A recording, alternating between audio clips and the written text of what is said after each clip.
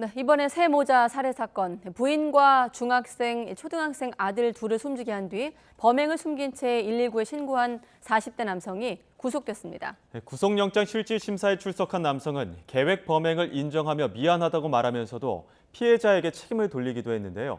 취재기자 연결해 자세히 알아보겠습니다. 정인용 기자. 네, 사회 일부입니다. 네, 이번 사건 피의자가 구속이 됐다고요? 네, 법원은 오늘 오전 살인 혐의를 받는 40대 남성 A씨에 대해 30분가량 구속 전 피의자 신문을 진행한 뒤 구속영장을 발부했습니다. 범죄의 중대성으로 인해 도망할 염려가 있다는 이유였습니다. A씨는 앞서 법원에 출석하며 사건 2, 3일 전부터 범행을 준비했고 자신이 잘못한 거라며 계획 범행을 인정했습니다. 구체적인 범행 동기를 묻자 책임을 숨진 가족에게 돌리는 발언도 했습니다. 직접 들어보시죠.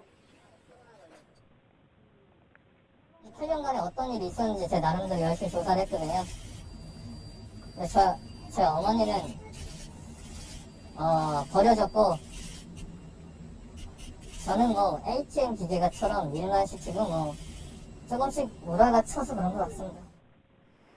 또 이런 생각이 든 건 최근 코로나19에 확진되면서 잃어버렸던 지난 8년 동안의 기억을 찾은 결과라며 횡설수설하는 모습도 보였습니다. 영장 심사를 마친 뒤엔 취재진에게 궁금한 점들은 면회를 오면 설명해주겠다고 말하기도 했습니다. A씨는 앞서 경찰 조사에선 부인과 이혼 문제로 대화하다 중학생인 큰아들이 아빠와 같이 살고 싶지 않다고 하자 격분해 범행을 저질렀다고 진술했는데요. 경찰은 A씨가 2년 전 실직한 뒤 가정 불화를 겪다가 최근 이혼 얘기까지 나오자 범행을 계획했을 가능성에 무게를 두고 있습니다. 네, 앞서 이 남성 범행을 은폐하려 한 시도도 있었죠.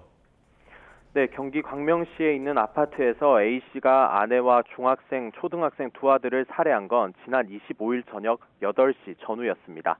애초 A씨는 범행 뒤 2시간가량 근처 PC방에 머물다가 돌아와 외출했다가 집에 와보니 가족이 숨져 있다고 밤 11시 반이 돼서야 직접 119에 신고했는데요. 그 과정에서 CCTV에 잡히지 않게 아파트를 빠져나가 범행 당시 입었던 옷가지와 사용했던 흉기를 아파트 인근에 버리는 등 범행을 은폐하려 했지만 경찰이 흉기를 발견하자 결국 범행을 시인했습니다. 경찰은 A씨 진술에 신빙성이 있는지 확인하기 위해 가족의 휴대전화 등을 분석할 계획입니다. 숨진 새 모자는 빈소 없이 장례를 치러 오늘 발인이 진행됐습니다. 지금까지 사회 일부에서 전해드렸습니다.